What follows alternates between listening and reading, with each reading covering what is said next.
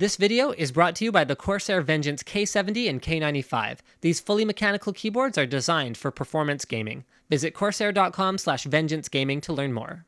Tell me something, am I the only one who gets confused by AMD's naming scheme? Do you know how many times I've had to reshoot part of a video because I was like, today we're going to be having a look at the 7970 versus the 7790 or the 7770 or the 7990. I mean, there's only two numbers that change. They should just call them like the, Rejuvenator and like the Bushmaster. Or like things like that. They should have names like pocket knives. Anyway, this is the 7790, which is slightly better than the 7770, but not nearly as good as the 7970. This is one from MSI. It is an overclocked graphics card, which basically means that it comes with a higher default clock speed than a stock one directly from AMD would, if you could buy something like that and the year wasn't sort of 2006. It has 1 gig of GDDR5, although this GPU is available with more memory, and I might recommend stepping up to the 2 gig one if it doesn't cost that much more. It's PCI Express 3.0, DirectX 11, it supports AMD Infinity, all those good things, and here we are. So we got a piece of foam here that keeps it in place. We've got a graphics card here that puts your games in their place, and we've got a couple of little adapters. I remember when graphics cards used to have a lot of different stuff in the packages, and honestly, I don't really miss those days because nowadays they come with exactly what you need and not a whole lot more. Now, this card is not based on exactly the same core as the 7770 and the 7750, and it's also not based on the same core as the 7850 and the 7870. In fact, the rumor on the street is that this would have been an 8000 series card if things had gone slightly differently for it, and it would have been more like a replacement for a 7770 as a next generation architecture, and it kind of aligns with that rumor in terms of the performance, although I can neither confirm nor deny whether that was ever true or not, because quite frankly, I actually don't know.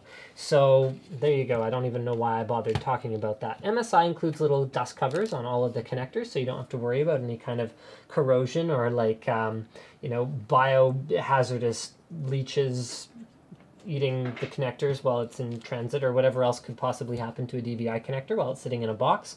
It also gives you, if you're ever storing the card, like if you want to keep it on like a trophy shelf, like if you won a tournament with this card and you wanted to like put it somewhere and keep it on display, then you could cover up the connectors so that they don't get covered in dust or something like that. You know what? Why don't I just stay focused from now on? So we've got a 100mm cooling fan that uses MSI's propeller blades. So you can tell from the tip on there. So these are designed to push a little bit more airflow than standard blades. Remember, cooling graphics cards is a bit of a challenge because of the form factors that are necessary. This is a 2-slot card.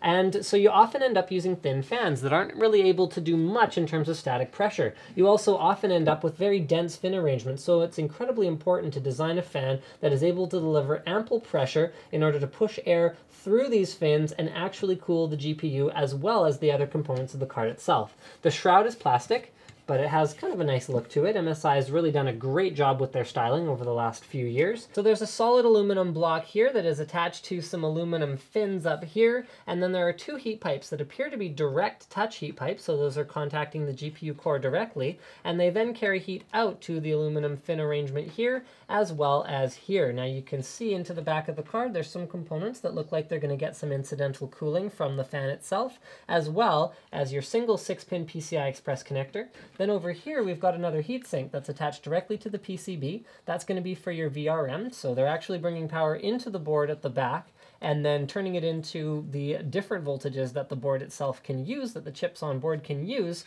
right over here. So that's some sort of fancy routing, but it's not the first time we've seen this, particularly on these shorter length PCI Express cards. So you can see the card itself isn't much longer than a PCI Express slot. And I think that's pretty much all there is to say about that. Okay, cooler, yep. On the back, we find we're going to be exhausting some of the air outside the case, but like most custom-cooled cards, this one exhausts most of the air inside the case, so make sure you have adequate ventilation. 2 DVI ports, an HDMI and DisplayPort ports ensure that this card is able to support AMD's Infinity, so that means multiple displays, and they really do have the best driver support for this, guys. If you want a game across multiple displays, it's probably a good idea to grab an AMD card. However, don't buy this one. if you're gonna buy this one, buy the 2 gig version, because even older games, once you start playing at extremely high resolutions, stand a pretty good chance of utilizing all of that video memory that they have available to them. 1 gig's really not gonna be enough for you there. It does support Crossfire, so there's a single Crossfire connector on the top of the card, meaning that it's gonna be compatible with 2-way configurations. And this is something that I haven't really seen on an MSI card before, but it looks like they don't want you removing that stock CPU cooler, so your warranty will be void on this card if you remove that and take off the cooler. However, it should be noted that these low-end cards, particularly the aftermarket PCB ones, are usually not compatible with liquid coolers anyway, particularly full cover ones. And if you're going to spend the money on a liquid cooler, a full cover block's $100 plus, so I wouldn't be doing it on a card that doesn't cost that much more than $100 to $170. So there, that's my tech tip of the day. Don't forget to subscribe to Linus Tech Tips for more unboxings, reviews, and other computer videos. And don't forget to check out my review of this card, MSI's 7790 OC, which is also on my channel.